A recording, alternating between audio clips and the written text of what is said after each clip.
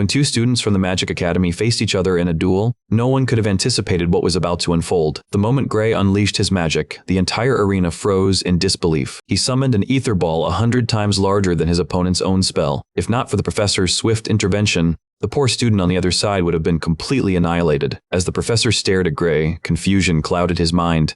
How had this boy obtained such overwhelming power? Never before had any student in the Academy's history displayed such terrifying magical might. But the truth behind it all is that Gray is a regressor. He wasn't always this strong. And so, this is where his story truly begins. The scene shifts to the final battle between humanity's mightiest heroes and their demonic adversary. But this time, we're not following some glorified, overpowered savior. Instead, our protagonist is just another ordinary soldier doing his duty on the front lines. Being the lowly grunt he is, a stray beam of energy pierces straight through his chest. The attack hits with such force that he doesn't even try to resist. It simply passes right through him. And with that, his story comes to an end. In his final moments, he glances at the battlefield. His comrades lie dead, scattered across the blood-soaked ground. As for those so-called greatest heroes? Well, they're currently locked in a desperate, all-out clash against humanity's ultimate nemesis, the Liquidator. Among these heroes stand 4 valiant warriors, each wielding unique powers and abilities, each showing off their own flashy skills. And then, there are people like our boy, the nameless foot soldiers, thrown into the war as little more than cannon fodder. They're the NPCs of this story. Silent, forgettable, standing in the background. As he bleeds out, he wonders how little he has truly contributed.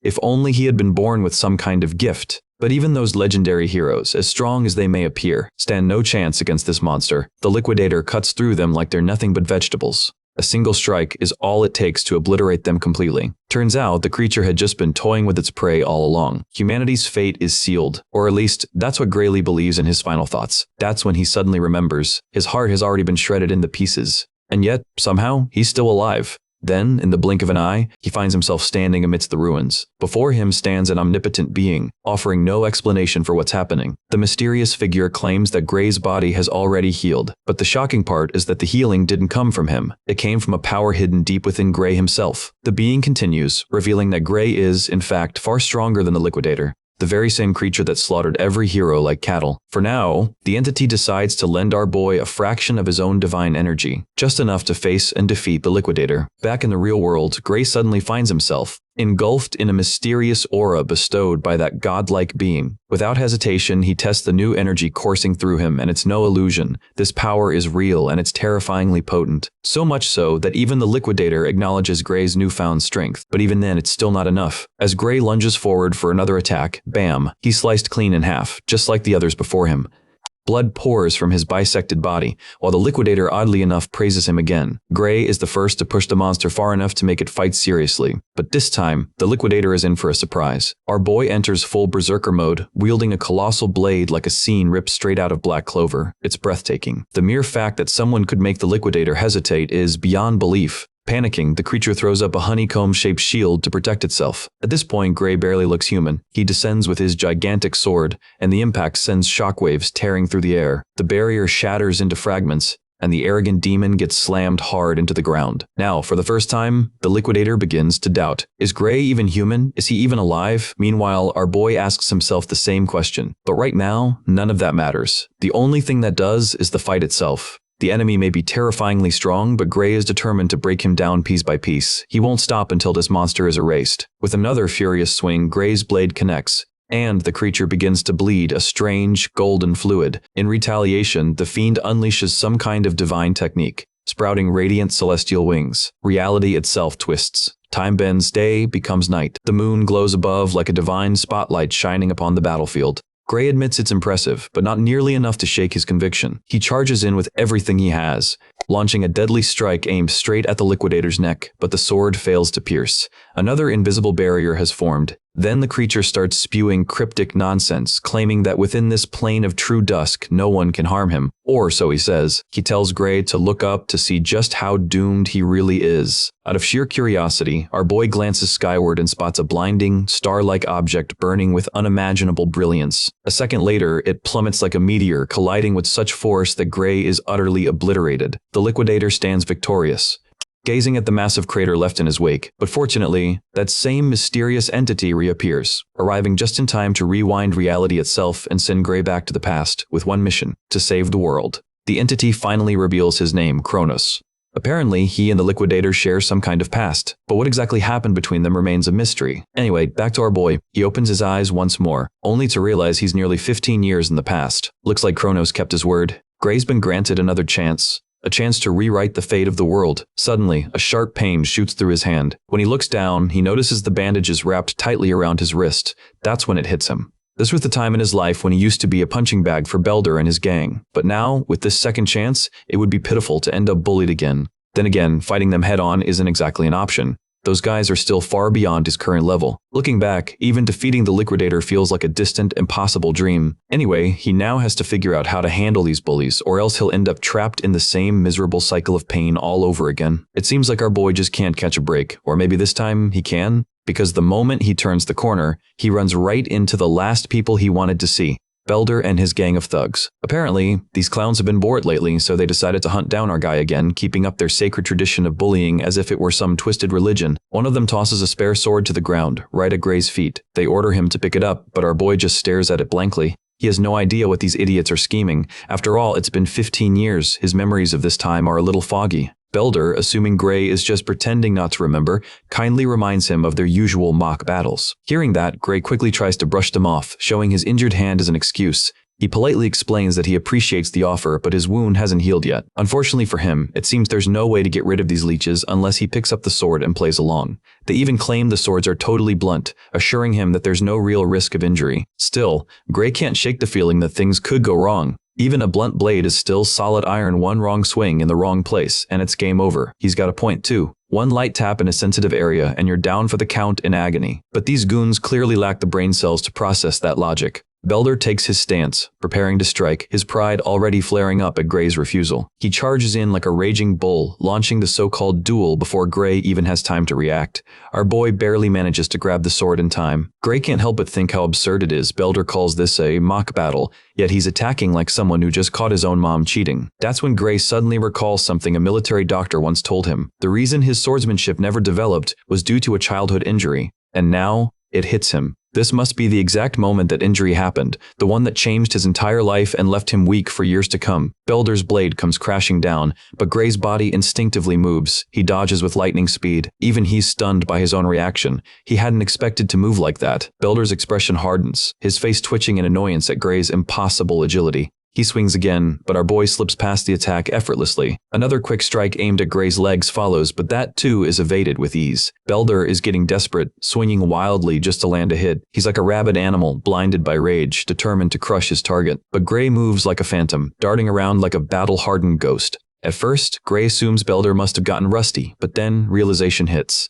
Belder isn't slower, he's the one who's gotten faster. He's dodging every blow like rent's due tomorrow. Even Belder's goons can't believe what they're seeing. It's as if Gray has become an entirely different person. He might not have his old strength yet, but he still carries every battle memory he ever lived through. With all that knowledge embedded in his mind, his body moves almost automatically. Dodging, weaving, reading every attack like second nature. Finally, he decides to grab his sword properly and keep this mock battle going, though it's starting to feel a lot less mock and a lot more real. Belder, lost in his own arrogance, keeps pressing forward, swinging desperately to break Gray down with his blunt blade. But Gray's patience runs out. For the first time, he swings his sword. The sheer force behind that single strike sends a shock through Belder's arm, pain shooting all the way to his shoulder. The difference in strength couldn't be clearer. Honestly, Gray almost feels embarrassed fighting someone this weak feels beneath him. But deep down, he knows Belder doesn't deserve an ounce of sympathy. This was the same scumbag who bullied him, ruined his youth, and stole his future. So this time, Gray intends to return the favor, to make Belder experience every ounce of humiliation he once inflicted. With a swift motion, Gray knocks the sword right out of Belder's hands, disarming him in an instant. Belder stands frozen, consumed by shame. Gray smirks, realizing just how pathetic his opponent truly is.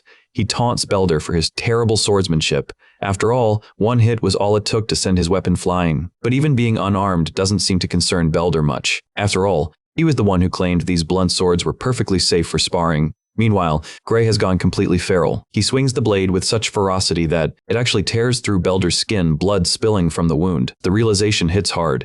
Belder's legs give out beneath him as he collapses in shock. Wait, what? Gray stares in disbelief. How could he be bleeding if the blade was blunt? He checks his weapon and confirms. It really is blunt. If it had been sharpened steel, Belder would probably be dead right now. But Gray shakes that thought away and focuses back on the matter at hand. He swings once more, a precise strike, knocking out several of Belder's teeth and leaving his nose gushing blood. Our boy towers over him, his mere presence enough to send shivers crawling down Belder's spine. There's something deeply satisfying about watching arrogant bullies turn into trembling wrecks, and by the looks of it, this beating will be enough to humble Belder for the rest of his miserable life. Well, it seems I jinxed it. This bastard clearly hasn't learned a single thing yet. He orders his lackeys to grab our boy and beat him into a pulp until he's barely recognizable. The goons hesitate to move, and for good reason. They just watch their boss get smashed like a helpless mutt, so it'd be pure stupidity to chase the same fate even if they technically could avoid it. One of them nervously suggests attacking all at once to overwhelm Gray. The trio quickly springs into motion, surrounding the protagonist from every side. Gray, however, remains utterly calm. If these idiots are so desperate to meet their maker, this man is more than willing to grant their wish. They all charge in together, intending to take him down right here and now. Initially, Gray had a shred of sympathy for these fools and had planned to let them live. But seeing how they refuse to back down, he decides it's time they get properly educated. So, he delivers the lesson they truly deserve. Moments later, their faces are puffed up like baboon rumps after an unforgiving slap session. Once again, Gray can't help but find it absurd that these walking disasters used to be his worst nightmare. He recalls that this bunch is currently enrolled at Soraya's swordsmanship dojo. Belder admits they're students of that dojo, though they haven't been attending recently since these wet noodles believed they'd already surpassed the need for training. Pretty low standards for people who claim to be strong. Not that Gray expects much from that dojo to begin with. He mentions his interest in joining the dojo and requests that these goons serve as his referral. Belder immediately refuses. After all, the last thing he wants is for his master to find out he got utterly humiliated by some random stranger. Gray, of course, knows exactly how to handle clowns like these. He casually swings his sword, just enough to remind them what could happen if they disobey. The subtle threat is more than enough to send chills down their spines. Surprisingly, it works perfectly. Belder, now thoroughly humbled, bolts off faster than a cheetah. He dashes straight toward the dojo, leaving his own friends in the dust. Sometime later, they finally reach the town. As they walk, Belder can't help but ask why Gray even wants to join a dojo. It turns out this one has a special recommendation slot for the academy. Gray doesn't bother explaining further. He trusts Belder is smart enough to figure out his real motive. One of the guys wonders aloud why Gray would even need to join an academy when he's already ridiculously strong. Little do these fools realize, this man doesn't measure enough by their pitiful standards. He's got his own idea of what true strength means. He vividly remembers the day humanity's greatest heroes were slaughtered like livestock in the blink of an eye. The strongest warriors the world had ever seen, wiped out effortlessly. Forget those heroes. Even he couldn't leave a single scratch on that monster, no matter how much mysterious power he had back then. Only the heavens know how much strength it would truly take to defeat that creature. Still, he wasn't completely powerless in that era. The moment he gained those dark, forbidden powers, he felt almost godlike, an unstoppable force capable of obliterating anything. The one thing that limited him was his lack of refined swordsmanship. He'd only relied on a few techniques he picked up from the sword saint. If only he'd spent more time mastering the blade like that saint did, he's certain he could have changed the course of that battle entirely on his own. Perhaps that's exactly why Kronos sent him here to train relentlessly until he's worthy of wielding that dark power once more. Eventually, we meet the master those goons had been talking about. The group receives a full-blown scolding for picking a fight with some random civilian. To make matters worse, that civilian handed them an embarrassing defeat they'll never live down. The stern woman before them is none other than Saria, the dojo's swordsmanship instructor. Belder scrambles to defend himself, insisting they weren't bullying anyone, it was just a mock spar. His excuse earns him a brutal strike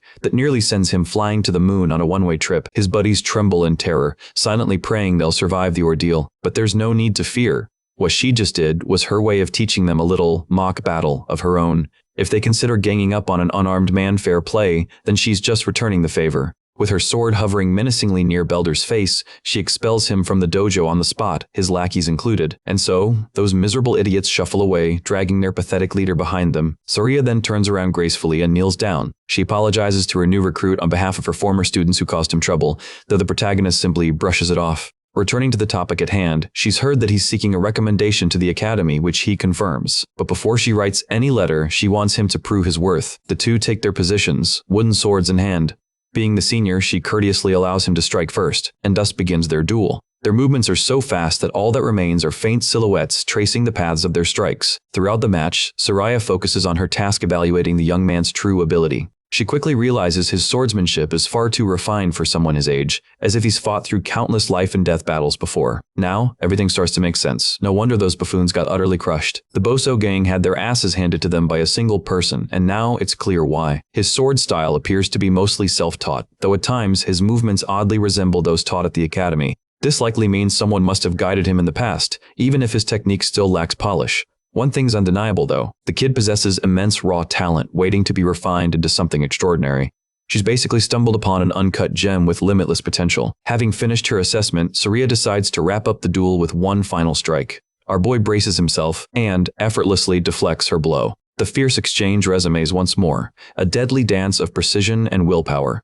The man parries each attack with ease, as though he's completely allergic to taking damage. This, however, begins to rattle Saria. The unwavering certainty behind his every move starts to shake her composure. It's as if no amount of force she uses can break through his defense. To her frustration, she realizes she's being pushed to her limits in what was supposed to be a simple test, not a life-or-death fight. The pressure mounts until, for the first time, she actually feels fear. For a fleeting moment, his presence transforms. He looks like a demonic being on the verge of unleashing catastrophic power. Yet after surviving his latest swing, she notices something odd. That devastating move was just a wild, uncontrolled slash. Following that reckless strike, Gray feels his stamina drain rapidly. His energy drops like a stone. Saria misreads his exhaustion as an opening in his defenses and lunges forward with cat-like aggression, only to realize too late she's been completely outmaneuvered. The tide turns instantly. Her broken wooden sword clatters to the ground. Meanwhile, Gray stands frozen, stunned by what just happened.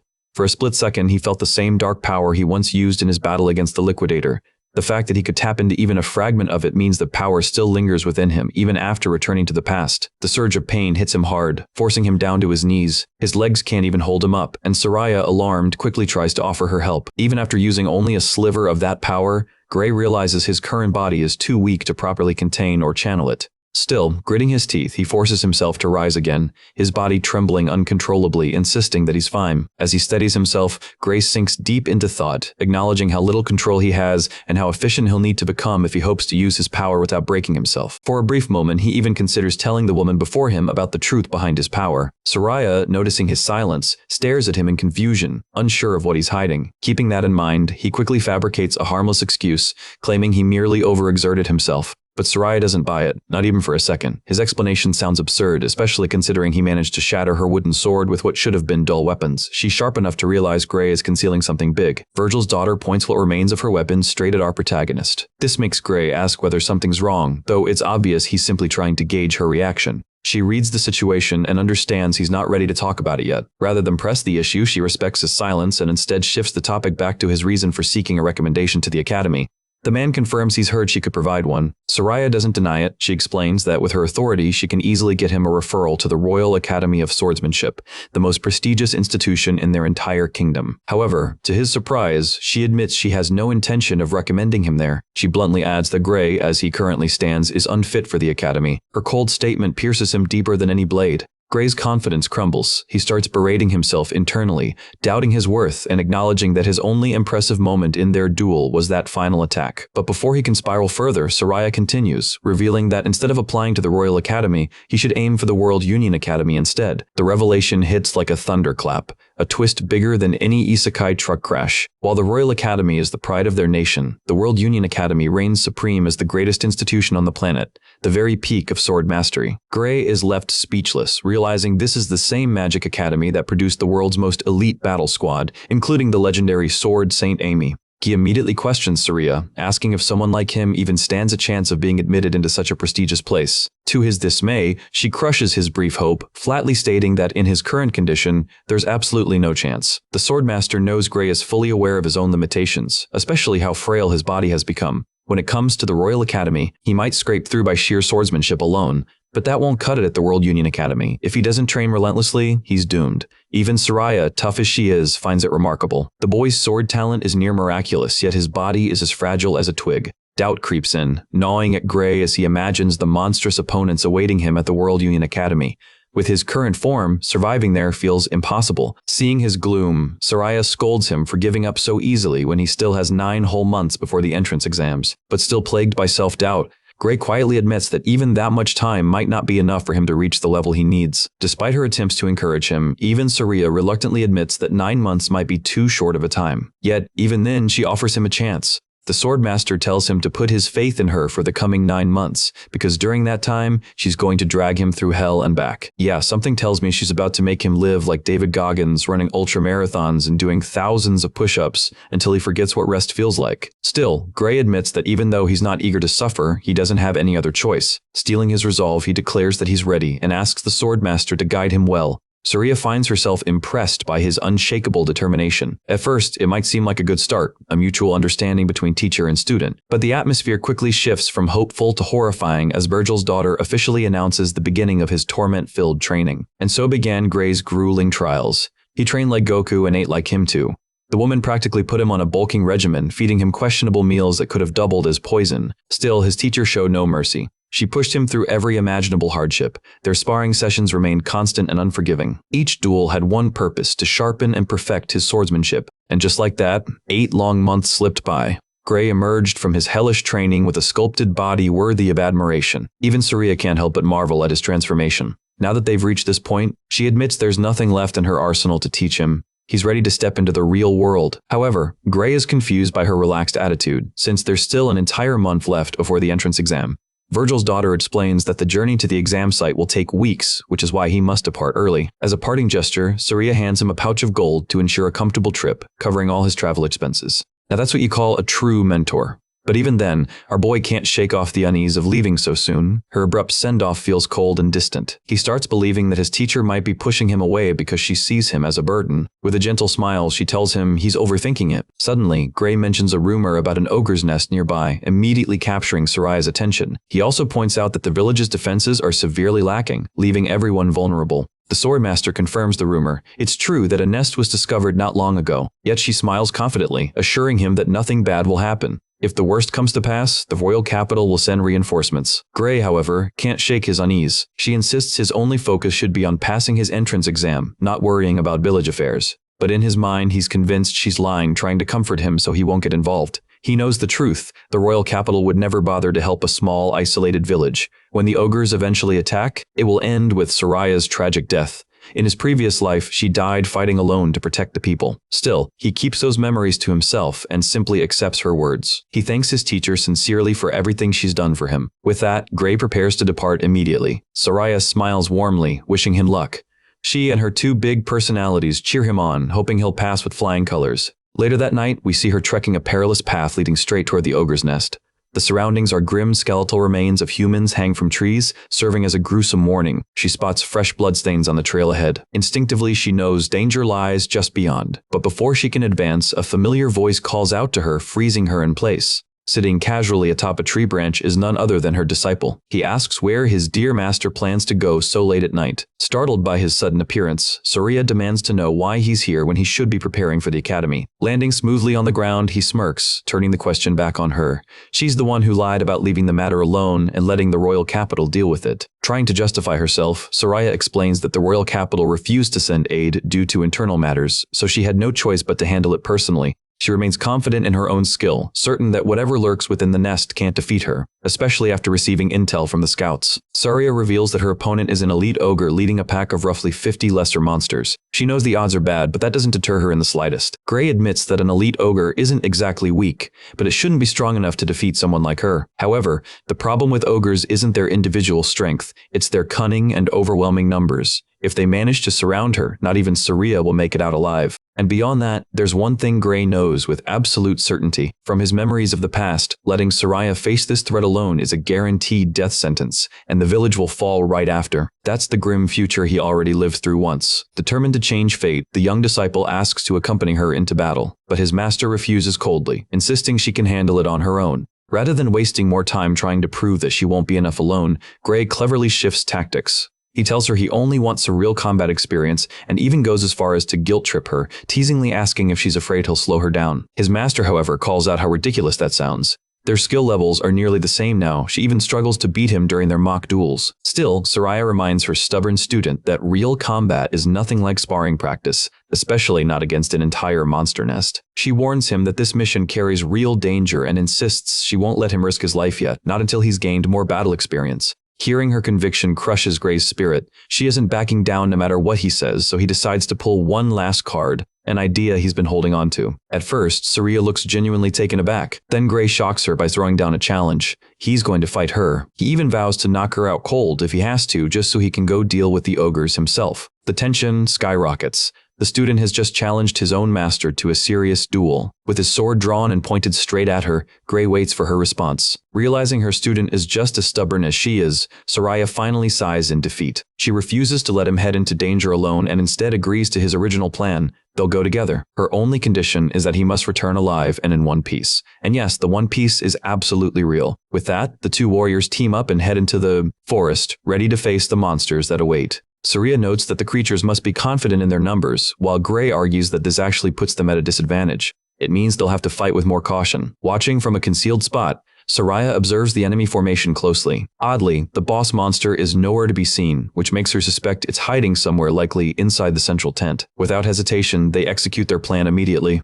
Both leap into action, blades gleaming under the moonlight. The assault begins before the monsters can even process what's happening. In the blink of an eye, the majestic swordmaster is already upon them. Her blade flashes as she lands a perfect decapitating strike. The severed head rolls away like a football hitting the dirt. The surrounding monsters erupt into angry howls, shouting in their guttural tongue. Enraged, the horde arms themselves and charges, intent on slaughtering the intruders. But none of that matters. Our boy is completely unleashed, cutting through them like a force of nature. He's a one-man army, slicing through several beasts at once with relentless precision. Meanwhile, the elegant Soraya mirrors his ferocity, displaying her flawless swordsmanship inherited from her father, Virgil. Together, they move as one, each guarding the other's blind spot flawlessly. Within mere minutes, the battlefield is littered with monster corpses, the entire nest nearly wiped out. Even Soraya can't help but be impressed by Gray's unwavering composure in a real fight. He's sharper than ever, even reminding her to stay alert. But despite the victory, something gnaws at Gray's gut. This battle feels wrong. Way too easy, in fact. If this really was the full strength of the nest, Soraya could have cleared it alone without his help. That unsettling thought sends a chill down his spine, especially when his eyes drift toward the ominous tent ahead. The moment his gaze meets the creature's eyes inside, he freezes in terror. His confidence crumbles, and he urgently tells his master that they must retreat now. Soraya, completely confused, doesn't understand his sudden panic. But when he shouts for her to run, the sheer fear in his voice convinces her instantly. Without hesitation, she follows his lead. As they sprint through the darkness, you might think they're about to escape, but no. A shadow blots out the sky as something massive descends from above with a thunderous crash. Gray's eyes widen in horror as the monster lands before them, its feet smashing into the ground, the impact shaking the forest floor. Soraya's expression twists into disbelief. She realizes the supposed boss monster has personally come to confront them, but Gray quickly drops a shocking truth bomb. This thing isn't the boss at all. Just as he's about to explain where the real one is hiding, a bone-rattling roar erupts from behind them. The monstrous cry triggers another wave of beasts, sending dozens charging toward them. The sound is deafening to Soraya, but to the ogres, it's like a call to arms that drives them into a berserk frenzy. Gray finally identifies their true opponent. It's an ogre general, the real ruler of this nest. To make matters worse, they're now completely surrounded. An elite ogre blocks the path ahead, and a ravenous horde closes in from behind. There's no turning back, along with the true boss of the entire nest. Soraya's face twists in disbelief. She knows full well they're hopelessly outmatched against a monster like that.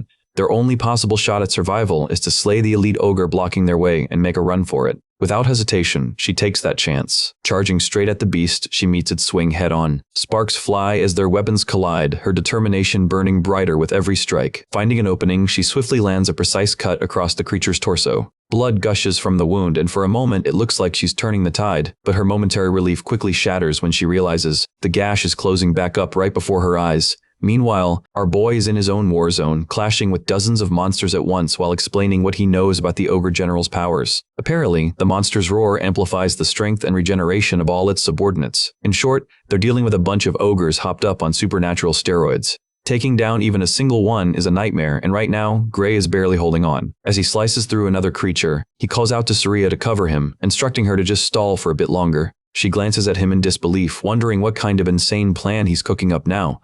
His response? to take down the ugliest bastard in the crowd, the real mastermind hiding behind his minions. And thus, the desperate battle for survival rages on. Gray swings his sword at another charging monster, muttering in irritation as more of them close in from every direction. He parries one attack and immediately catches sight of yet another raging beast lunging straight at him. Cutting his way forward, he focuses entirely on carving a clear path toward his true target. But in a brief lapse of control, he swings too hard and his blade shatters into pieces. That's a real problem. He's now weaponless in the middle of a killing field. He narrowly evades a brutal downward strike from an empowered ogre and immediately reaches for his spare blade. Smart move. Turns out the guy actually carries a backup sword. But even then, he worries this one won't last much longer under such pressure. Just then, his master steps in, tossing her own spare sword toward him, giving him one more lifeline. Now, dual-wielding two blades, Gray gains some breathing room, though he knows this still isn't enough. There are simply too many monsters between him and the general, each one slowing him down. Trusting his instincts, he goes completely all out, unleashing a furious high-speed assault that cleaves through the front lines. His charge is suddenly interrupted when another ogre swings at him mid-rush. He manages to dodge, blocking the counterattack with sheer reflex. Every strike drains more of his stamina, yet he continues pushing forward, thinning out the horde bit by bit. The ogre general, sensing the shift in momentum, unleashes a second thunderous roar. To Gray's horror, every creature around them swells with even greater power. Things are spiraling fast. He's barely keeping up now as they grow faster, stronger, and more vicious by the second. Gray realizes the general isn't just strong, it's intelligent, it's figured out his plan. Understanding his goal, the general keeps roaring over and over, driving its minions into a frenzy to block his advance. Blocking another attack with gritted teeth, Gray bursts forward, forcing his way through the swarm as more monsters close in from all sides. He cuts only those directly in his way, trying to conserve strength, but the relentless onslaught still leaves him bloodied and battered. The battlefield has become a slaughterhouse, and every step he takes costs him more blood. For one fatal moment he slips, and an ogre slams into him, pinning him down. Things couldn't look worse. Surrounded and restrained, it seems like the end. But in their blind rage, the ogre's coordination collapses. One of them accidentally slashes through its own ally in the chaos. Gray quickly catches on that their true tactic is to wear down his blades while overwhelming him. Just as that thought crosses his mind, a massive ogre cocks back its arm, loading up a crushing punch aimed right at his skull. It's do or die now, there's no room for error. Thinking fast, Gray raises his sword to absorb the blow, bracing himself for the impact that could end everything. Yet even so, the impact sends our guy crashing straight into the ground with a thunderous slam. His body lies battered and broken, teetering on the edge between life and death. Still, this man forces himself to rise despite his shattered state, the true embodiment of sheer grit and defiance. The previous blow destroyed his spare sword, leaving him with just one remaining blade. Dozens of ogres still surround him, including their monstrous boss. Once again, the odds are stacked cruelly against him. This time, survival seems almost impossible. Even with the knowledge from his regression, he knows all too well how hopeless the situation really is. Gray can't possibly win, not when so many relentless monsters keep wearing him down. So, he decides it's time to change his entire approach to battle. With a desperate roar, he yells at his master to run while he still has the strength to act as bait for her escape. But Saria only smiles softly, refusing to treat him as expendable or abandon him like that. She's still locked in combat with the elite ogre, and Gray can't comprehend why she insists on continuing to fight. He urges her once more to retreat, promising he'll catch up right after. But Saria stubbornly rejects his plea. Then, in horror, she reveals the grim truth. She's lost her ability to run. A deep, bloody gash on her thigh makes any movement impossible. That sight crushes Gray's remaining hope to ashes. Even his backup plan is gone now. There's no other path left open to them. In pure rage, he swings his sword, venting his despair. His mind drifts to the reason he regressed in the first place, the heavy purpose he carried all this time,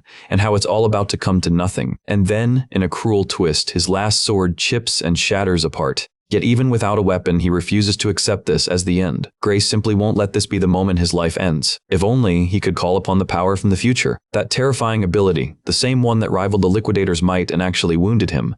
If he could just use it again, even for a brief second, then every monster standing before him would be torn to pieces. Clinging to that memory, he channels the same feeling he once experienced, gripping his broken sword as he sinks into a meditative trance. And when he opens his eyes once more, Gray is no longer the weak man he was moments ago. A single dark, burning slash erupts from his blade, obliterating the ogres before him. Their bodies disintegrate into ashes under the might of his blazing black sword. Even Saria stands frozen, unable to grasp what's happening before her eyes. Gray turns to her with a faint, relieved smile. Within the next few seconds, he slashes down every creature in sight, including the terrifying ogre general himself. His master can't even begin to understand what in the world just transpired. She's still occupied with the elite ogre before her, but now that the general has fallen, the creature's strengthening aura fades away completely. Surya instantly realizes she now holds the upper hand. The beast can no longer regenerate. Channeling her own strength, she performs what could only be described as a discount judgment cut end, slicing the monster in one swift motion. With a cold declaration, she announces that the elite ogre is nothing without its master. Against all odds, they finally won.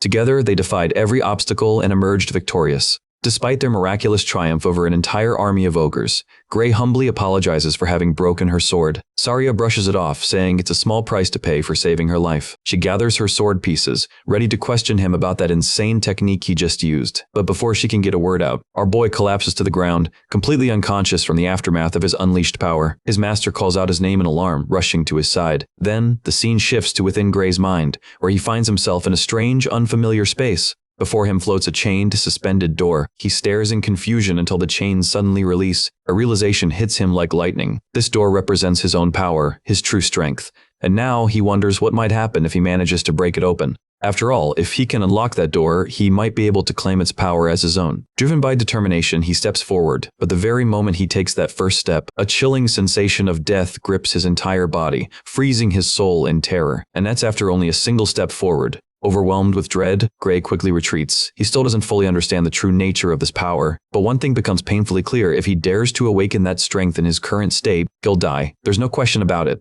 The dread is so intense, so utterly consuming, that it nearly brings him to tears. Before he can process any of it, Grey jolts awake in bed, gasping in panic. His master sits by his side, relieved beyond measure to see him finally awake. Still disoriented, he asks where he is. She explains that she rushed him to the village infirmary as quickly as possible.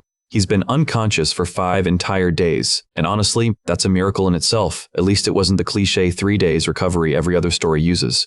Anyway, Surya admits she feared for his life, while Grey struggles to accept that his body needed nearly a week to recover from the toll of that technique. Even Surya acknowledges that what he accomplished in that battle was beyond incredible. It was the very definition of defying all odds. Still, concern lingers in her voice as she asks whether he can move properly yet. To test it out, our boy tries raising his arm, but nothing happens. He can barely move it after exhausting all his strength. In his current condition, wielding a sword is impossible. Hell, he can't even do the simplest things right now. He really needs to fix this fast. And to make things worse, his arm is still covered in bruises from the battle. Seeing how much he's struggling, Surya grows visibly worried. Grey admits helplessly that his body won't obey him. His master then reveals the grim truth: his arm won't heal anytime soon. Every single bone inside it was completely shattered. That revelation shocks our boy, especially since, oddly enough, he doesn't feel any pain. That's only thanks to the high-grade magic potion used on him for recovery. Grey's jaw drops. Those potions are outrageously expensive, and she actually used one on him. But Surya reassures him that it's nothing to fret about. The village chief himself rewarded them with it. The kid's still stunned. He doesn't even know the village chief personally, yet he's been given such a precious gift. Surya sighs, calling him dense for not realizing what's happening. So she spells it out plainly: Grey is officially the hero and savior of the village. Before he can even begin to process those words, the village chief bursts into the room, eager to personally thank the boy. He praises him for his extraordinary achievement, explaining that an ogre general is powerful enough to require an entire town's forces just to take down one.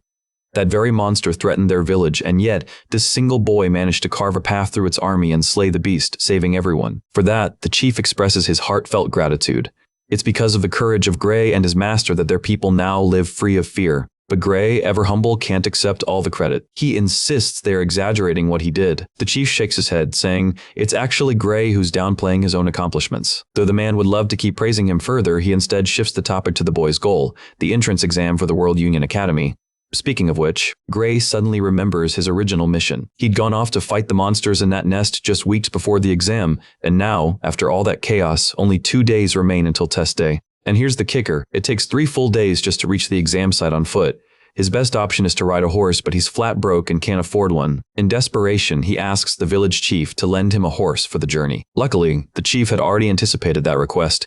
He smiles and tells Grey that the best horse in the village has been prepared for him. Surya adds with a light-hearted grin that their backup plan was to carry him there themselves if he hadn't woken up today. True friends, through and through. And honestly, may we all meet people like that in our own lives. As Grey steps out of the infirmary, he's greeted by a massive crowd, the entire village cheering his name and wishing him luck for his exam. Their voices echo with encouragement. They shout their gratitude, thanking him for protecting them. Then, to his surprise, the villagers present him with a pouch of money. Each and every person contributed a small share, all so that he could afford the entrance fee and support himself once he joins the academy. The boy feels deeply moved, overwhelmed by their kindness. Their support fills him with gratitude and warmth. With a playful grin, he jokes that it'll be pretty embarrassing if he fails the exam and has to come back here after all that. But Saria, ever confident in her student, insists that no other applicant taking the entrance exam could possibly defeat an ogre general alone like he did. Still, there's another issue weighing on the boy's mind. His arm remains damaged, and there's no telling when it will heal. His master simply tells him to rely on his left arm in the meantime. Sure, his left arm works perfectly fine, but he's always been more comfortable using his right. Yet Saria believes that with his skill, it shouldn't make any difference which arm he uses. Gray admits his worry that the exam's difficulty might be beyond him, especially since fighting one-handed could slow him down. But even so, Saria has faith that the Academy's instructors are sharp enough to recognize true talent when they see it. Once they witness his ability, she's certain he'll be selected. The boy mounts his horse, ready to leave. His teacher confidently declares that he's destined to pass. There's simply no other outcome. Thanking her for everything she's done, he swears that he won't disappoint her. As he rides away, memories of his past life flash through his mind, how the village once burned to the ground. But now, he smiles, knowing these people have been given a second chance to live alongside him.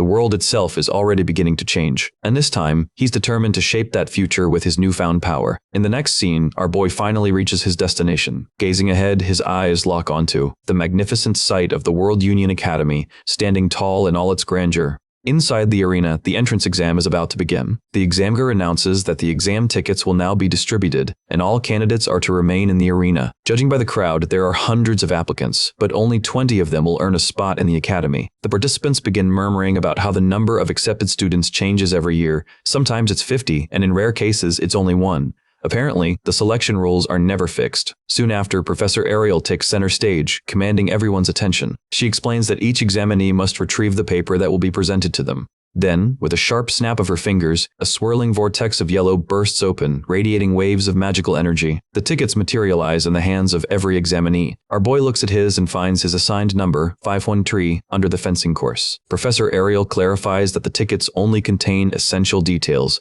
and there's no need to worry since the procedure remains the same every year. She adds that the Academy doesn't care about age, gender, nationality, or social standing. In other words, they truly couldn't care less who or what you are. They don't even bother to learn the applicants' names. Only those who pass will be asked for their personal details. For everyone else, names don't matter.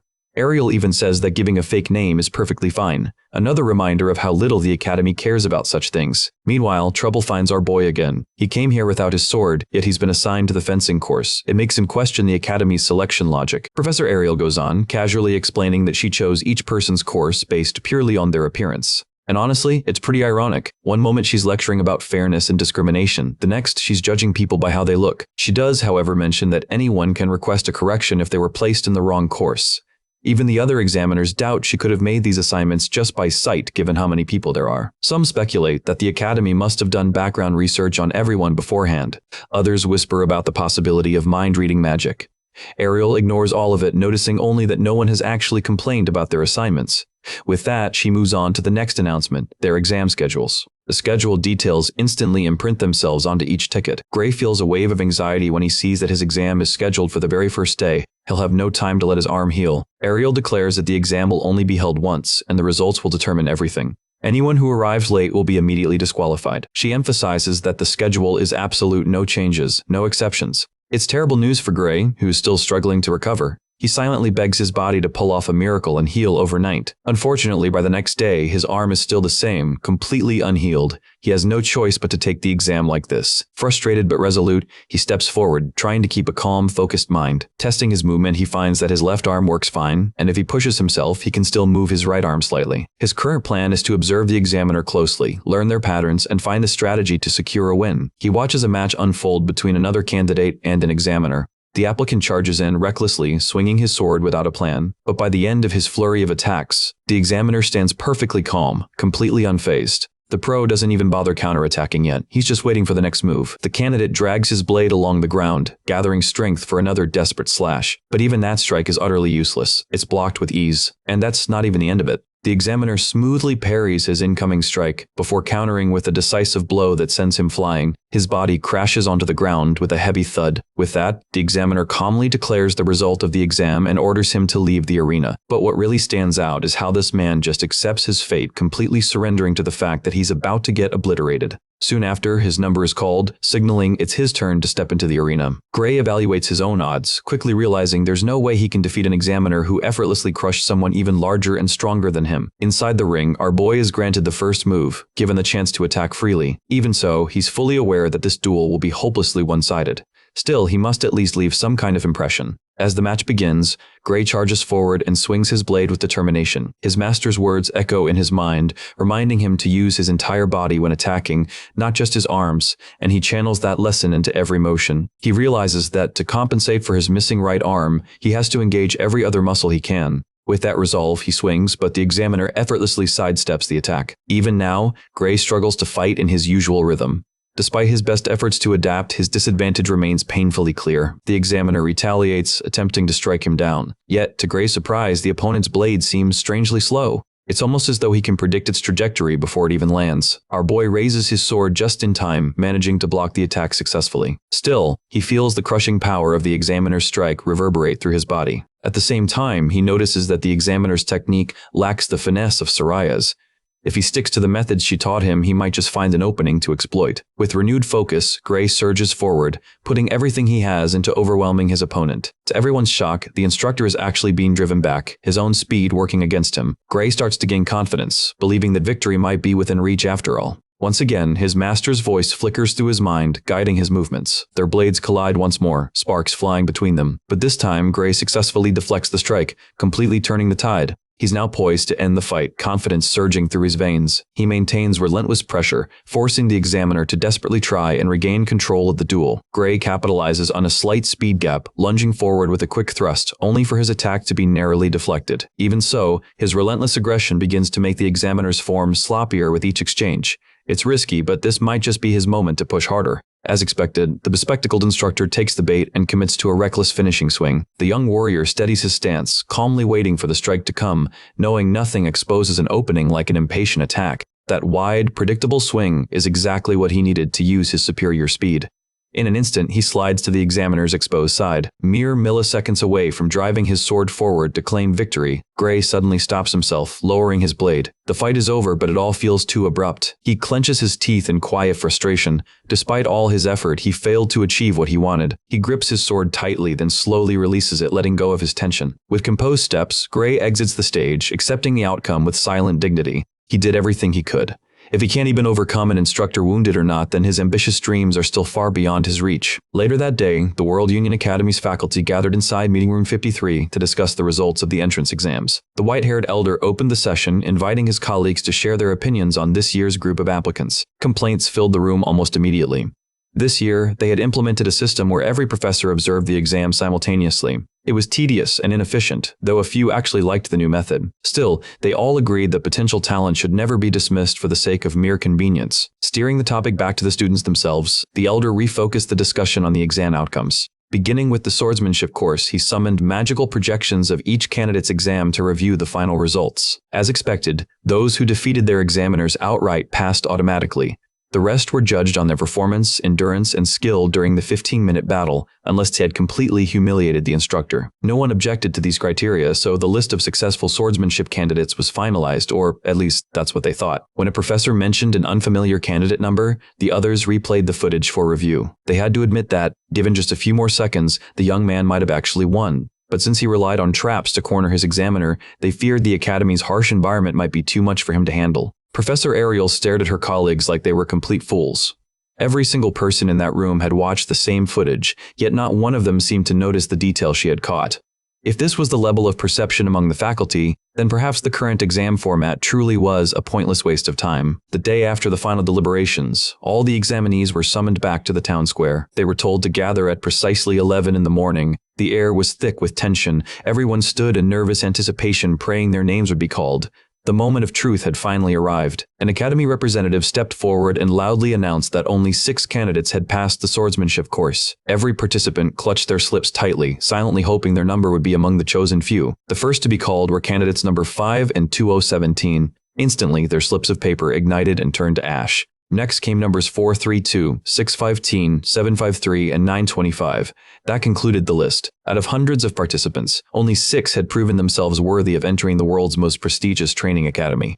Gray had arrived with a flicker of hope, only to have that hope crushed under the harsh weight of reality. Perhaps he truly wasn't good enough. The successful candidates were then instructed to cross the Gray Bridge and complete their enrollment before the end of the day. Those who passed were naturally overflowing with joy, thrilled to begin their journey as elites. Meanwhile, those who failed stood with lowered heads, drowning in silent disappointment. And among those who had been chosen through extraordinary means stood none other than candidate number 513 Gray, the one and only. As the rejected candidates began mocking the young man for being accepted through the Divine Eye selection, a bald old hermit stepped forward to scold them for insulting a sacred tradition. To the old hermit, this particular admission route was an honorable custom, one that had produced countless heroes for over a century. Predictably, the failures sneered at him, dismissing his words as the ramblings of someone stuck in the past. Sure, the Divine Eye had once been celebrated as the cradle of heroes, but those days, they claimed, were long gone. The old hermit countered by listing recent Divine Eye admittees: Amy White, Bella Albright, Leek Muller, and Jacob Bloomfield. Bella Albright, in particular, would later rise to incredible prominence. And now, Gray's name would be spoken in the same breath as these legends. Donning his new academy uniform, Gray couldn't help but admire the look. The black blazer trimmed with gold, paired with the academy's crest, made him look sharper than ever. In that moment, his earlier disappointment faded, replaced by a quiet sense of pride as he stood among his fellow newcomers. Soon after, an academy staff member appeared to explain that a minor mix-up had caused a delay in setting up the ceremony. Thankfully, it wouldn't take long to fix. To help with the preparations, the rookies were asked to step back a bit farther. They obeyed, watching with curiosity and mild skepticism as the staff got to work. The staff member knelt down and began performing intricate movements along the ground. The rookies watched in absolute awe. They had never seen magic on this scale before. Within seconds, the empty plaza transformed into a massive arena, complete with seating areas and a central stage. The staff member apologized once again for the delay and invited the new students to take any seat they preferred. Still shaken by the overwhelming display of power, the rookies quietly complied. A few more experienced students whispered among themselves, recognizing that teleportation magic had been used to instantly construct the arena. This was, without question, a deliberate show of power by the World Union Academy, and if anyone doubted their strength, all they had to do was look up. High above, dozens of airships and dragon-drawn carriages filled the skies, blotting out the sunlight. It was a breathtaking spectacle, a bold demonstration of authority for what should have been a simple entrance ceremony. The World Union Academy certainly knew how to flaunt its grandeur. As each airship landed safely, students who had passed the grueling exams in their own regions began stepping out one by one. The staff member who had conjured the arena then raised his hand, signaling the start of their new lives. After the jaw-dropping showcase of magic and wealth, the ceremony continued with a brief speech from the Academy's headmaster. Gray sat in his seat, only half listening. Despite the magnitude of the occasion, to him, the whole thing felt like just another boring school assembly. Leonhard Appius stood at the podium, a man who looked less like a student and more like a secret agent assigned to pose as a family man with an assassin wife and a mind-reading child. Gray wasn't impressed, just mildly intrigued. Before beginning, Leonhard asked for confirmation that he was free to speak from the heart. Once given permission, he started his address by filing a formal complaint toward the Academy itself. First, he congratulated those who had passed the exams through official channels. He expressed how honored he felt to stand among the most exceptional students of their generation. Leonhard went on to say that he hoped everyone here would graduate as individuals capable of making meaningful contributions to the world. And to achieve that, they would need to stand united and work together. He concluded that he eagerly awaited the day they could all soar as proud students of the great World Union Academy. With that said, he suddenly shifted his tone, pointing out that there was someone present who didn't deserve to stand among them at all. His accusation was aimed directly at Professor Ariel, the one responsible for overseeing the Divine Eye admissions. She was visibly taken aback. Being called out by a freshman on the very first day was the last thing she expected. Professor Ariel calmly responded that every student here had earned their place through the rigorous examinations. They might not all match Leonhard's overwhelming strength, but they had proven their worth beyond doubt. Intrigued and slightly amused, Professor Ariel tilted her head and asked the cocky rookie why he was running his mouth like an entitled brat. Without sugarcoating his words, Leonhard boldly called out the so-called mystery candidate who had been admitted through an outdated and obsolete backdoor system. Raising his voice for all to hear, Leonhard demanded that the specially admitted students reveal themselves, return their uniforms, and leave the academy in disgrace. His conviction and commanding tone stirred the crowd, causing several rookies to start nodding in agreement. Thankfully, that arrogant overachiever had no idea what Gray looked like. As long as he kept quiet and didn't draw attention, everything should be fine, right? Professor Ariel decided to diffuse the growing tension, complimenting this year's group for their boldness and energy. But Leonhard wasn't backing down. He pressed further, doubling down on his argument that accepting students through an outdated course undermined the Academy's credibility. Growing increasingly irritated with the blonde prodigy's attitude, Professor Ariel smirked and asked if he was truly confident that he could defeat the student she had personally chosen. The sudden challenge left him momentarily speechless. He stammered but couldn't form a proper answer.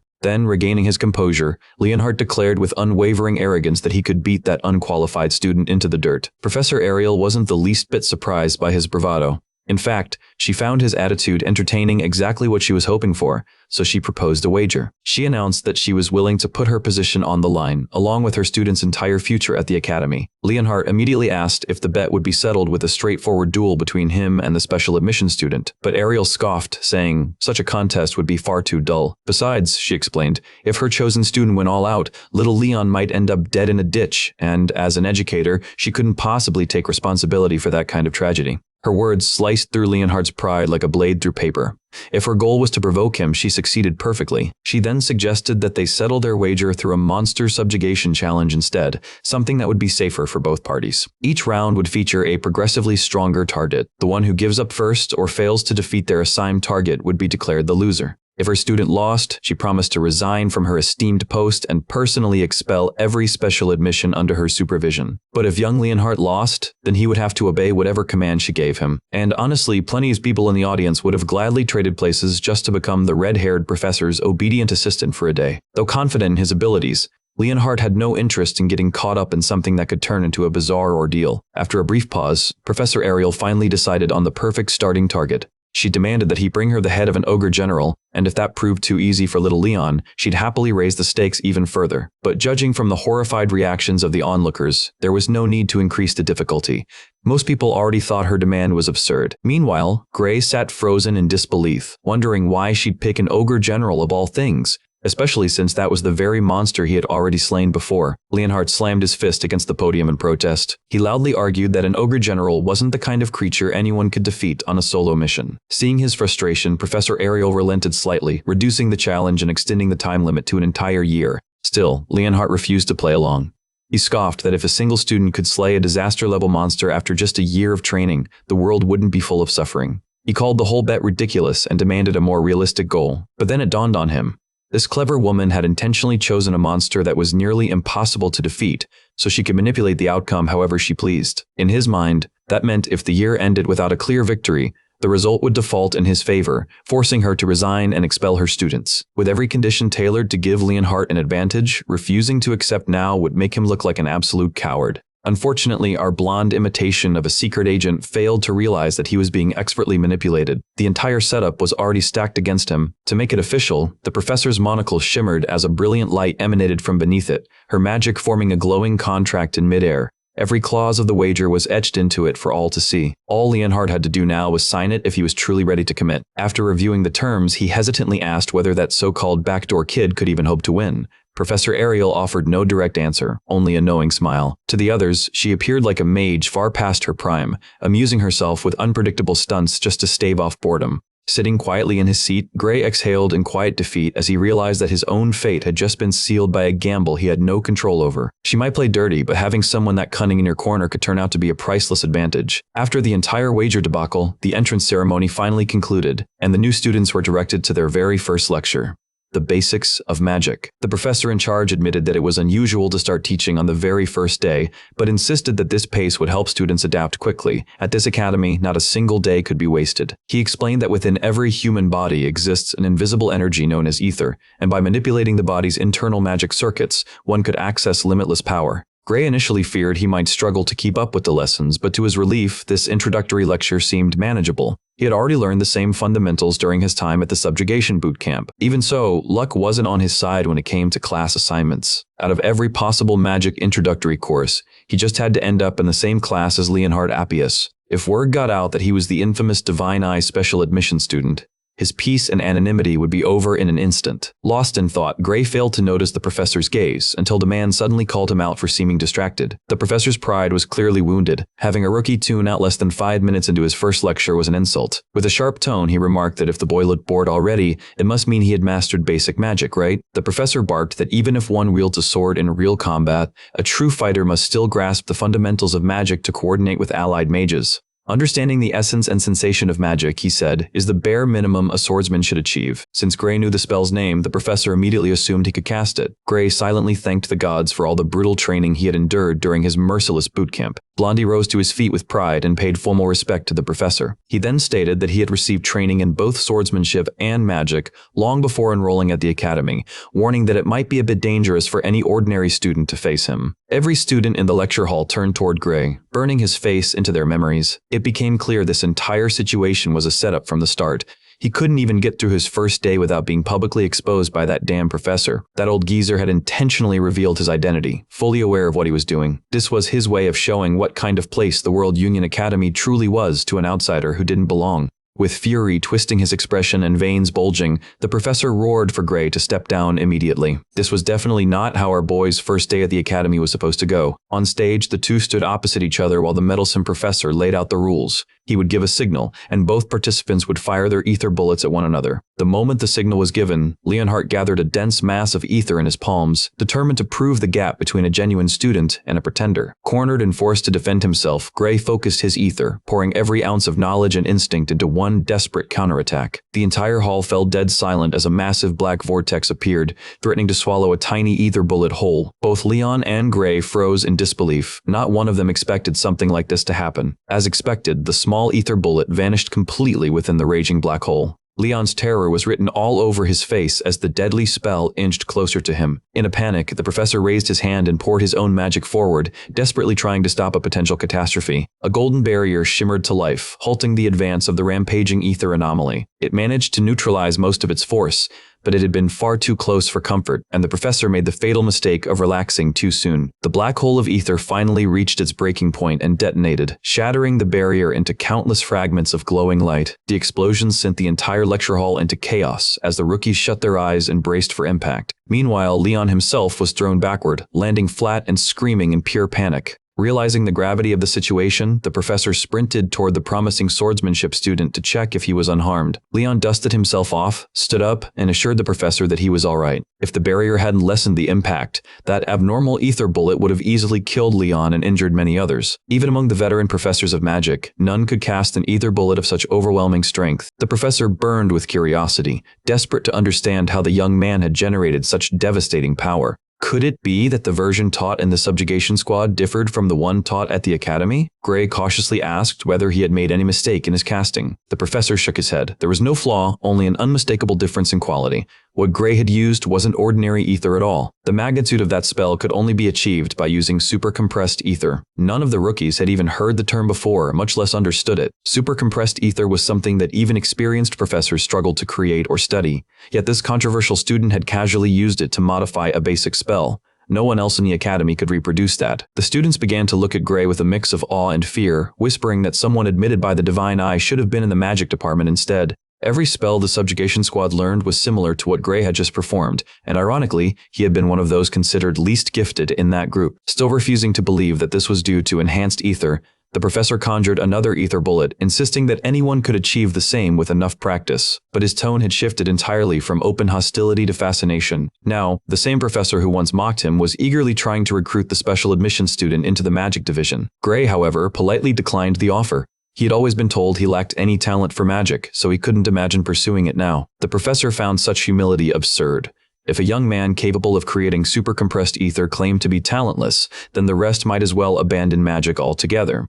He even went as far as calling Gray an unparalleled prodigy, one who surpassed the academy's finest. The rookies sat in stunned silence, watching the strict professor transform into a completely different man as he frantically tried to convince Gray to transfer. From his point of view, letting Gray ignore his magical gift would be a great loss to the world itself, a crime against the arcane. With all the praise and attention being thrown his way, the young man could only laugh at the ridiculousness of it all. It was clear that their outdated understanding of magic made proper casting incredibly difficult. Miss Bella Albright, the great sage and the strongest mage of the future, could only laugh at how primitive their magical methods from just a decade ago now seemed. The old man was left speechless, unable to comprehend the new term or its implications. He finally realized he needed to tread carefully, ensuring such information didn't leak beyond this room. And so, for the last time, Gray refused the professor's persistent offer to transfer. His heart belonged to the sword, and nothing would change that. The professor let out a long, defeated sigh, finally accepting the young man's unwavering decision to stay loyal to the blade. Still, he left Gray with an open invitation.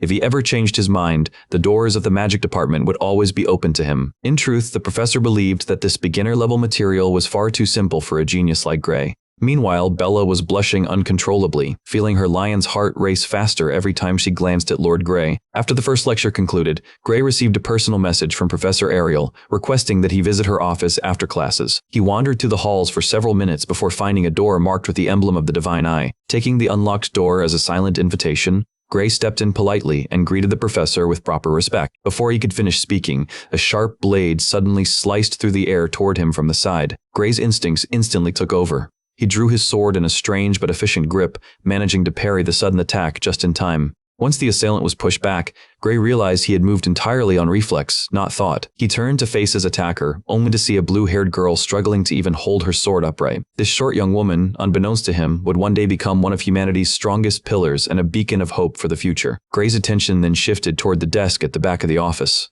Sitting atop it, Professor Ariel smiled, commending his lightning-fast reaction. She was pleased to confirm that her judgment of him during the entrance exam had been perfectly accurate. Who could have imagined that this world-renowned sorceress would appear so calm and youthful in her early years? Meanwhile, Ariel was busy scolding her colleagues, demanding that they admit they were wrong instead of coming up with excuses. In the end, the other professors reluctantly paid up, handing over their gambling debts to their sharp-tongued coworker. They had witnessed that brief exchange at the door and couldn't deny it. Gray was clearly special. Feeling confused and uneasy, the young man asked what exactly was going on and why he had been summoned here. Ariel explained the situation with a grin. They had all placed bets on whether the new kid could fend off a surprise strike from Bella.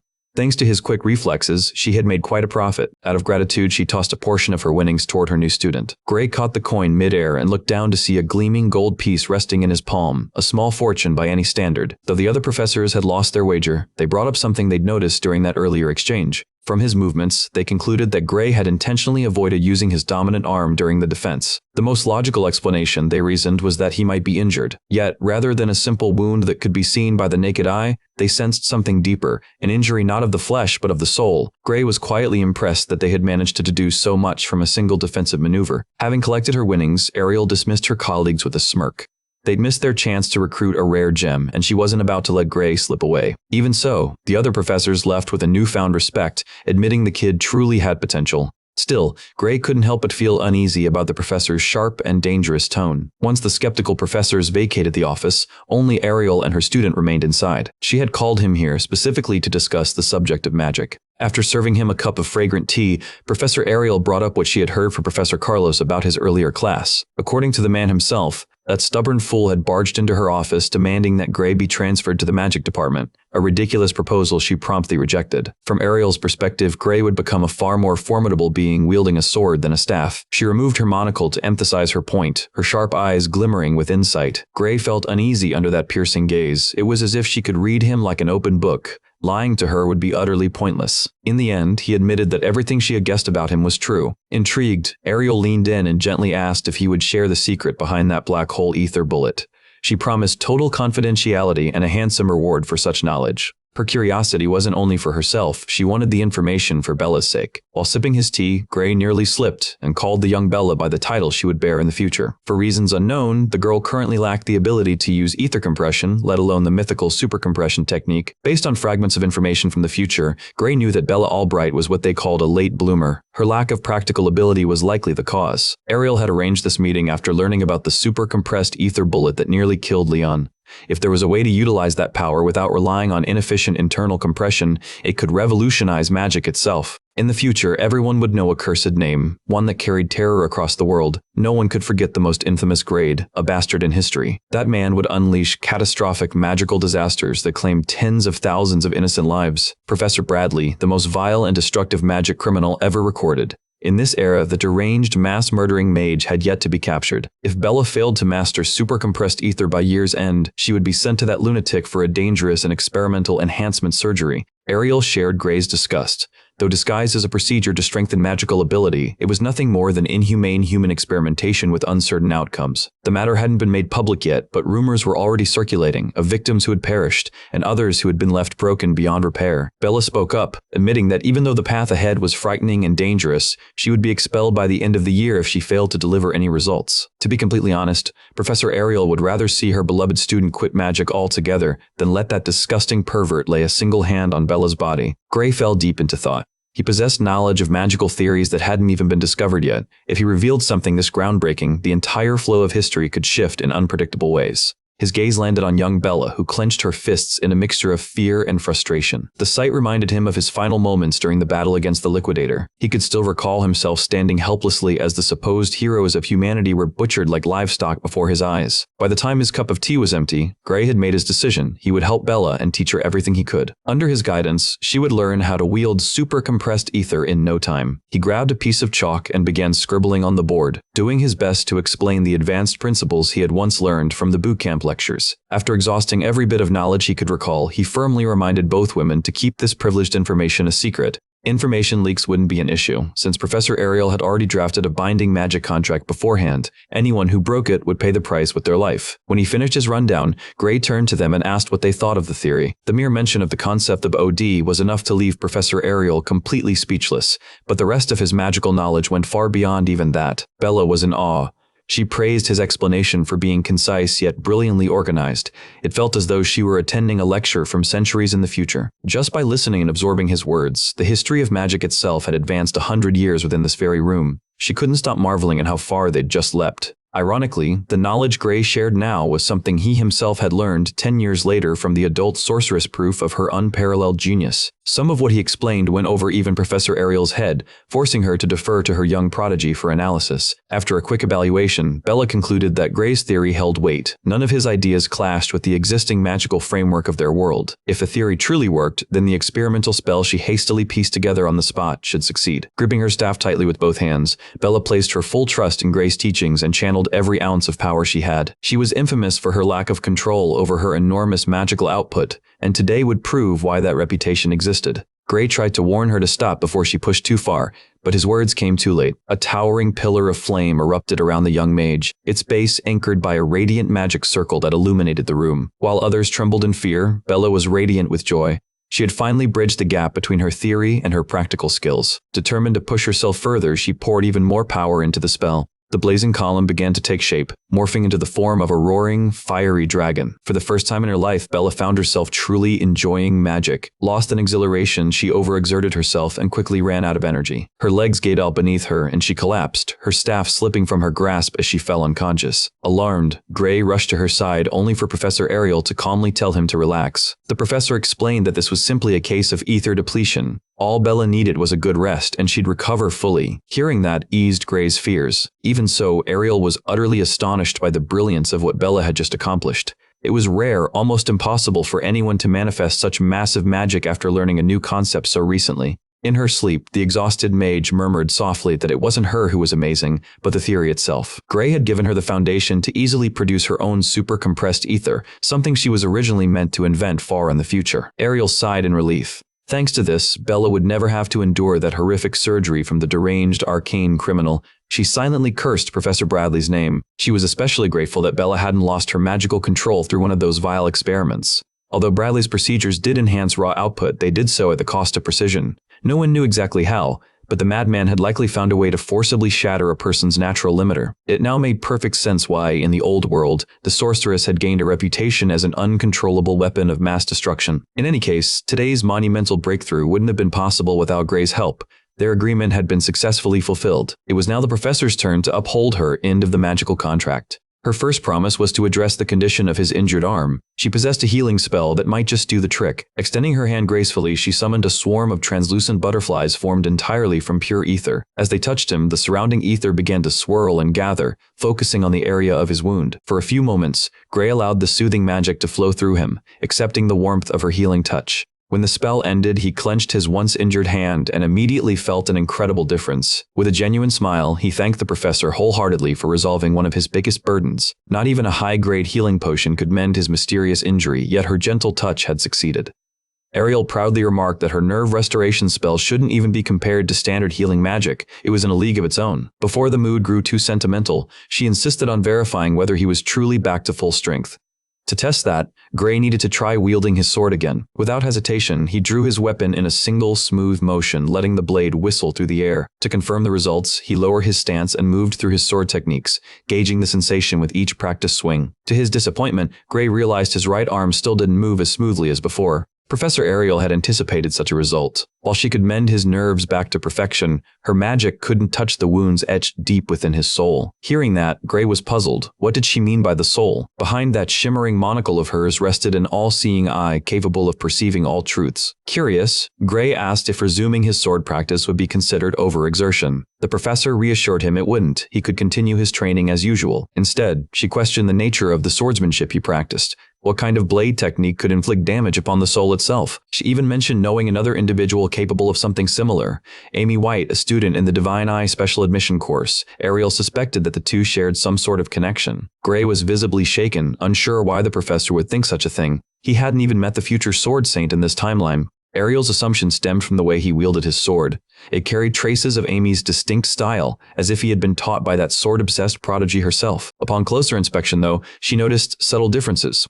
It almost felt as if the person who trained him was a far more refined and experienced version of Amy. She deduced that in a few years, Amy would likely reach the same level as Gray's mysterious mentor. Her powers of observation were terrifying. Her eye could detect the finest details and decode their meaning effortlessly. Gray insisted that he learned swordsmanship back in his hometown dojo, which wasn't entirely false. Still, he needed to steer the conversation elsewhere before revealing too much. Bringing the topic back to souls and swordsmanship, Ariel pointed out that ordinary techniques could never intertwine such intangible concepts. Moreover, she was already aware that Gray possessed a hidden skill capable of obliterating an ogre general, his army, and everything nearby in one clean strike. She had done her research. Thanks to his outrageous feat, Ariel easily won the wager she had made with young Leon during the entrance ceremony. When she examined the aftermath left on the battlefield, she found the results awe-inspiring.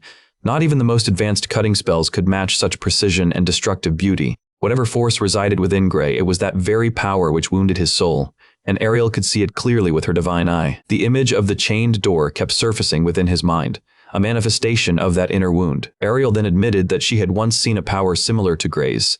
It wasn't identical, but the aura it carried was hauntingly familiar. Intrigued, Gray asked if others existed who wielded powers like his own. His thoughts began to race. Why was the Liquidator being brought up so early in the timeline? The alluring professor hadn't expected him to recognize such a rare and forbidden entity. Gray felt awkward being hailed as a revolutionary theorist when, in truth, he was merely echoing the brilliance of another. Ariel's curiosity deepened. She pressed him further, asking how much he knew about the so-called Liquidator. He admitted he didn't know much, but what he did know was enough.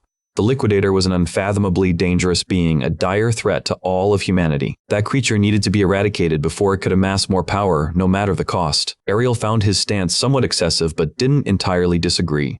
Still, Balian Bradley continued his reckless experiments concerning the Liquidator. From what Ariel gathered, the coming apocalypse was somehow linked to that infamous magical terrorist. To her knowledge, the Liquidator was the very being Balian Bradley sought to summon. That revelation stunned Gray. No one had ever told him the origins of mankind's greatest enemy. The higher authorities always behaved as if they already knew exactly where and when the Liquidator would appear. There was now a chilling possibility that the World Union Academy itself had orchestrated the summoning all along. Both the cautious professor and the secretive freshman agreed that this reckless experiment had to be stopped before disaster struck. Unfortunately, the project was under the command of a tenured professor, someone Ariel had no authority over. She had already tried appealing to the upper echelons, but her warnings were ignored. Gray wanted at least the names of those higher-ups, but she refused. The Academy's leadership seemed far murkier than he ever imagined. She firmly dismissed the idea of infiltrating another professor's lab, warning that unauthorized entry into a faculty research facility was a grave offense. With no other options, they had to put their plans on hold for now. Ariel clearly understood the potential danger, but bureaucratic walls and politics bound her hands. It was maddening, but inevitable. She then mentioned another professor at the Academy, an expert in deciphering unknown forces. Gray's condition would be the perfect challenge for him. That man's name was Professor Heathcote Longfellow. Gray recognized the name instantly. Longfellow was the very master who once trained the Sword Saint herself.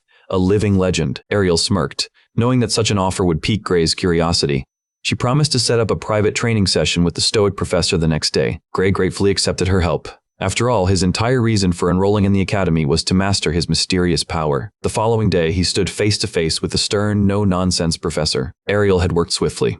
Gray expected a brutal training session filled with theory and discipline, but instead, Longfellow dragged him into the woods, forcing him to run in circles. The old master believed that the true strength of the soul emerged only after the body's physical limits had been completely exhausted. Gray wasn't allowed to touch his sword until every ounce of stamina was burned away. The burden of future knowledge weighed heavily on him, slowing his movements with each step. Even so, he endured the harsh regimen for an entire week. On the 7th day, he was summoned back to report to Professor Ariel. Gray felt somewhat embarrassed. His training had been nothing but endless running with only a few sword drills at the end.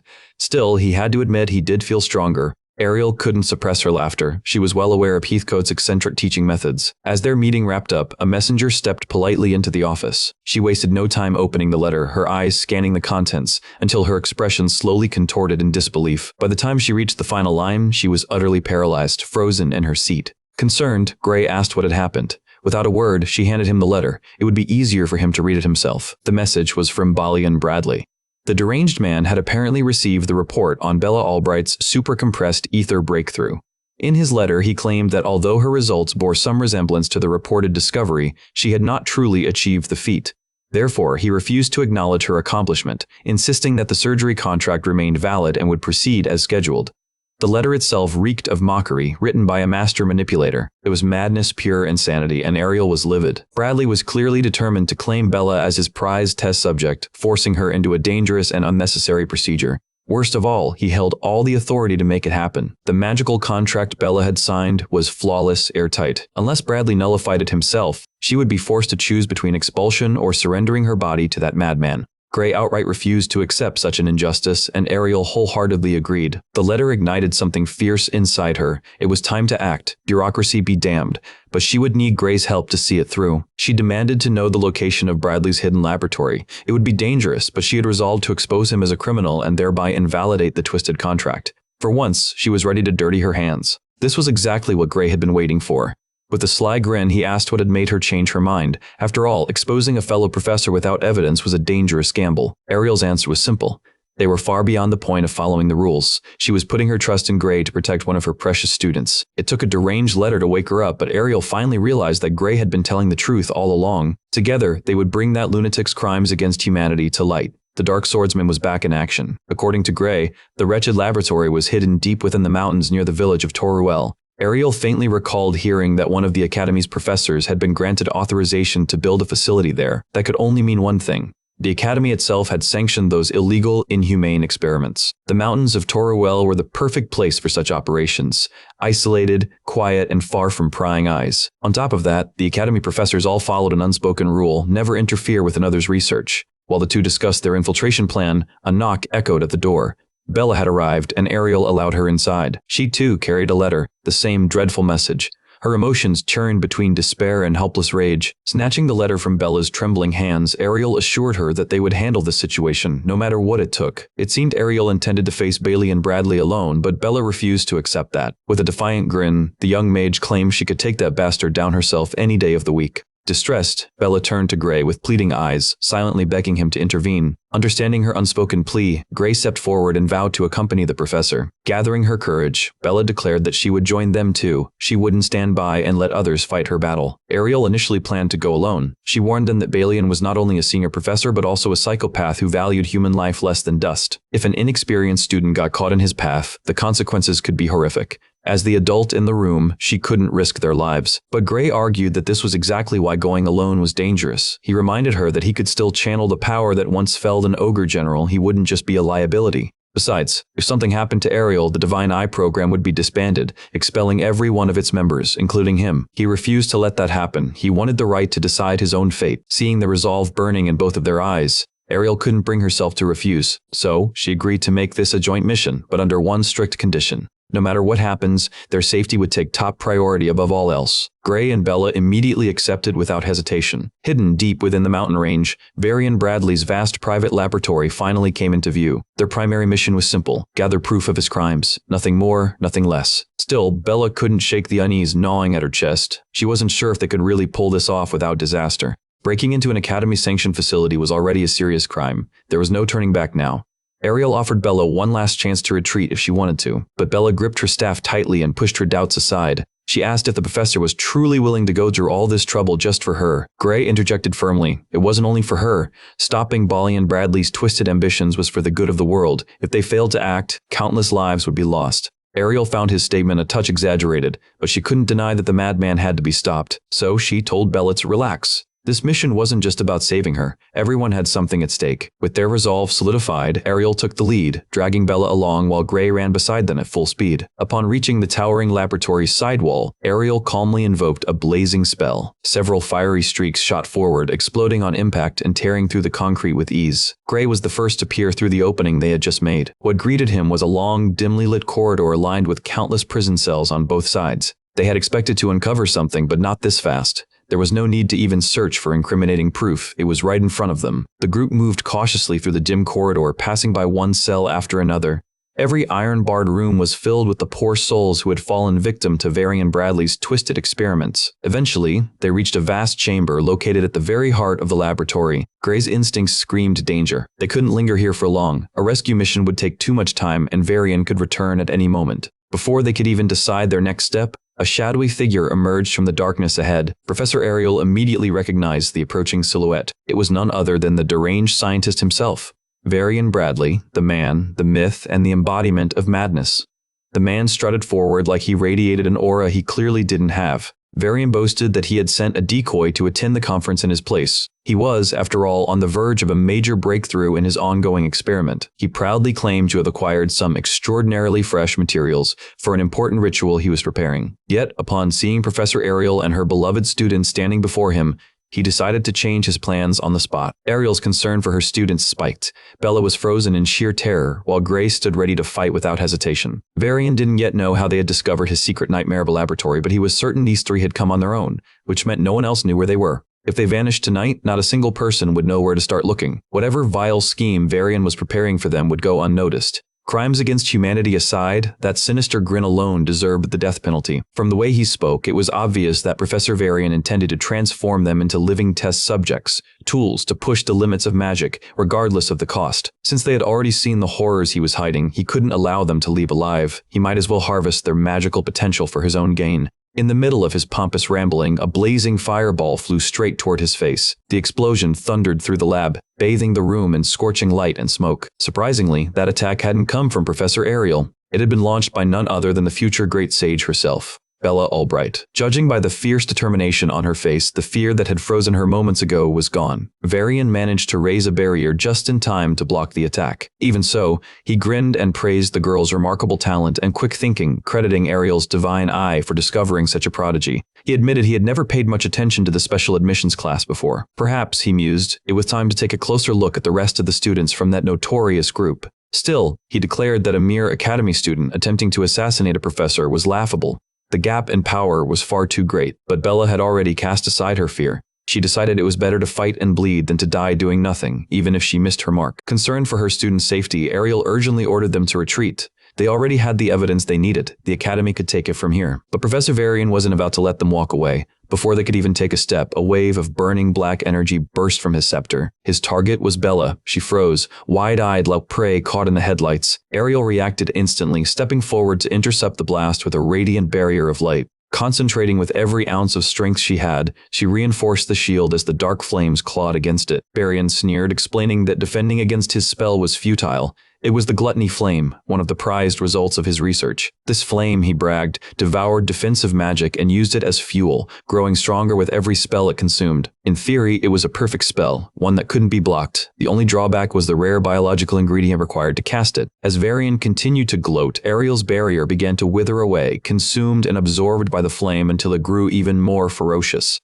Drawing upon that strange inner power of hers, Ariel bought herself a few precious seconds to erect another barrier. When the first layer collapsed, the second layer took the full force of Varian's devastating magic. But even that shield couldn't withstand the inferno. It melted away in moments, devoured just like the first. Fearing the inevitable, Ariel tossed a spell memory pouch toward Bella and Gray. She hoped that if Heathcote ever received it, he would know exactly what to do. Yet instead of escaping with the evidence, Bella took a stand and erected a barrier of her own. Ariel's heart sank in panic. She had already accepted that this might be her end, but it didn't have to be theirs. Even so, Bella refused to abandon her professor while she still had strength left to fight. Ariel reminded her of the promise they made before the mission began. If things went south, their survival came first. Varian's magic was unnatural, unstoppable. All she could do was delay the inevitable. While the professor argued with her stubborn student, her barrier finally shattered. The recoil struck Ariel hard, but Bella immediately stepped in to take over the defense. Her shimmering, translucent wall of mana held its ground against the gluttony flame's wild hunger. Analyzing the attack, Bella quickly realized that the spell wasn't unbeatable. It just needed a different kind of counter-defense. Watching his signature magic lose its momentum, Varian's confidence faltered. The knowledge of how to counter this spell was something only a handful of experts possessed, so how could a student have figured it out? Bella calmly replied that someone special had recently taught her a new way of understanding magic.